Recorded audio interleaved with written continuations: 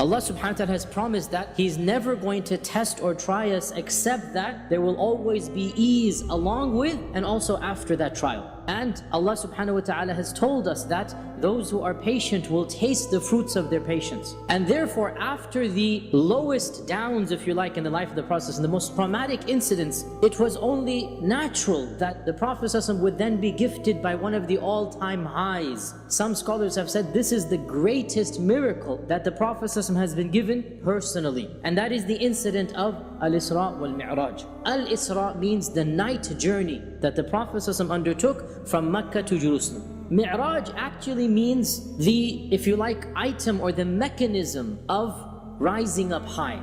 But we refer to it as the actual ascension, not the apparatus, but what the Prophet did, and that is to rise up to the heavens. And so Al-Isra from Mecca to Jerusalem, Al-Mi'raj from Jerusalem to the heavens. Subhanalladhi asra bi'abdihi laylan. All praise be to Allah, or may Allah be exalted, because He has taken His abd in one night, laylan, min al-masjid al-harami ila al-masjid al-aqsa. From the masjid al-haram in Mecca to the masjid al-aqsa in Jerusalem, alladhi barakna hawlahu. This Jerusalem, Allah is saying, we have blessed the land around it. Linuriyahu min ayatina. So that we may show Him of our wondrous miracles. And Allah subhanahu wa ta'ala says, مَا كَذَبَ الْفُؤَادُ مَا رَأَى. That the chest is not lying, the heart is not lying when it narrates what he saw. أَفَتُمَارُونَهُ عَلَى مَا يَرَى. Are you gonna doubt what he saw? وَلَقَدْ رَآهُ نَزْلَةً أُخْرَى عِنْدَ سِدْرَةِ الْمُنْتَهَى عِنْدَهَا جَنَّةُ الْمَأْوَى. And indeed he saw Him for a second time. He saw Him at the Sidrat al-Muntaha. إِذْ يَغْشَى سِدْرَ مَا يَغْشَى مَا زَاغَ الْبَصَرُ وَمَا طَغَى. The eyes did not go beyond their mark. They didn't blink, they didn't become scared. لَقَدْ رَأَى مِنْ آيَاتِ رَبِّهِ الْكُبْرَى. He saw of the miraculous signs of his Lord. Notice, لَقَدْ رَأَى مِنْ آيَاتِ رَبِّهِ الْكُبْرَى لِنُرِيَهُ مِنْ آيَاتِنَا الْكُبْرَى. You see the parallel? Both surahs mention Isra wal Mi'raj with one reason, and that is to show our Prophet ﷺ the magnificent signs of Allah Jalla Jalaluhu. The first question, when did it happen? Probably the strongest position, around a year before the Hijrah. The second question, where did it happen from? The Prophet ﷺ said that when I was in the Hatim, lying down, Jibreel came to me. So this is the most authentic version. There is another version. The Prophet ﷺ says that when I was in my house, I saw the roof open up and Jibreel come to me. Ibn Hajar says this shows that he was in his house and Jibreel first took him to the Hatim. What is Al-Hatim? It is the semicircular region that is outside of the Kaaba. And he says that in the Hatim, Jibreel opened up my chest and he brought a bowl made out of gold that was full of, in one version it says Zamzam, in another version it says full of Iman. And he took out my heart and washed it and put it back. Then Jibreel brought me a dabba. Dabba is a beast, it's an animal. دُونَ الْبَغْلِ وَفَوْقَ الْحِمَارِ. It is smaller than a mule and larger than a donkey. أبيض, pure white. And it was called Al-Buraq. And Al-Buraq of course comes from the root of lightning, right? So it's lightning speed. And the Prophet ﷺ explained that it puts its hoof, every hoof of this buraq, it puts it as far as the eye can see. According to another report in Tirmidhi, the Prophet ﷺ said it had a muzzle on it. You know what you put on the harness? It had a harness on it and it had a saddle. Jibreel was holding on to the harness and the Prophet ﷺ stepped onto Al-Buraq. He basically mounted Al-Buraq. What does an animal do that is mounted by a strange person? Jumps up, it neighs, right? So Buraq tried to do that. And Jibreel basically smacked him. Jibreel yanked the harness and he said, "Woe to you! Alam tastahi, are you not ashamed? For wallahi, no one has ridden you more blessed in the eyes of Allah than your current rider." And the Prophet ﷺ said that I rode him and he took me until we came to Baytul Maqdis. And I tied Al-Buraq to the animal post that is used by the Prophets. I went inside and I prayed 2 rak'at. According to one narration, the Prophet ﷺ prayed 2 rak'at, and when he turned around, فَالْتَفَتُّ فَرَأَيْتُ جَمِيعَ الْأَنْبِيَاءِ. He saw all of the Prophets lying behind him. From the other narration that we have, the Prophet ﷺ actually says that I saw myself with the other prophets, and there was Musa praying, قائم يصلي, and he was a tall and strong and muscular man of a brownish color, as if he is a man from the tribe of Shanu'a. And in fact, our Prophet ﷺ said that when I was going to Isra wal Mi'raj, I passed by the grave of Musa. So this means he passed by his grave, and then Allah took him to Masjid al-Aqsa, right? And then Allah took him to the sixth heaven. So he met Musa 3 times. And I saw Isa ibn Maryam alayhi salam standing and praying. And the one who looks most like him is Urwa ibn Mas'ud al-Thaqafi. In another version, the Prophet ﷺ said he was whitish in color. Of course, the Arabic is red. As I said before, the Arabs called white people red. And his hair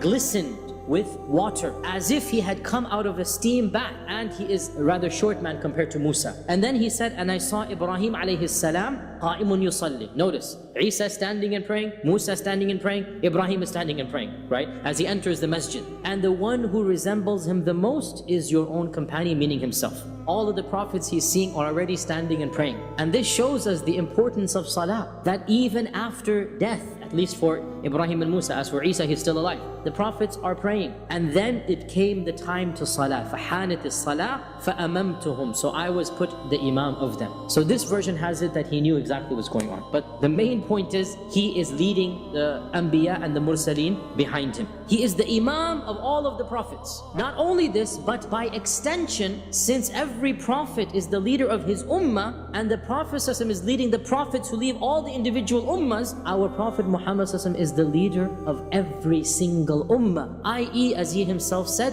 أَنَا سَيِّدُ وَلَدِ آدَمَ يَوْمَ الْقِيَامَةِ وَلَا فَخْرٍ. He is the Sayyid. The Sayyid here means the leader, the master. He is the Sayyid of all of the children of Adam on the day of judgment. And then he said, I'm not saying this, astaghfirullah, to boast or be arrogant. This is just a fact. Then he says that after he finished, in this version, Jibreel comes to him right now and presents 2 utensils. In another version, Jibreel does this when they ascend up to the heavens. One of them has khamr and the other one has laban.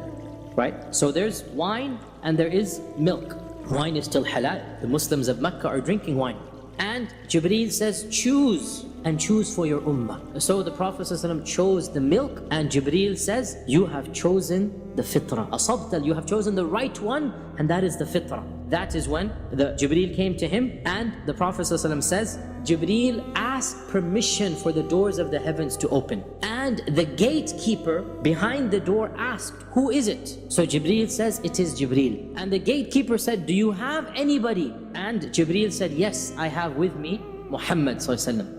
The gatekeeper says, has he been sent for? Jibreel says, yes. So then the doors open up. So for every single one of the 7 heavens, the same story happens. They get to the 2nd heaven and it's closed. Jibreel asks permission. The gatekeeper says, who is there? Jibreel says, it's Jibreel. He says, is anybody with you? The same conversation. Every single one of the 7 heavens. The Prophet ﷺ goes to the first door opens, and there is a man standing. The Prophet ﷺ described him as being tall, huge. And Jibreel says, this is your father Adam, so say salam to him. So the Prophet ﷺ said salam, and Adam responded and said, Marhaban bil-ibn as-salih wal-nabiy as-salih. Welcome, O noble son and O noble prophet. Welcome, O righteous son and O righteous prophet.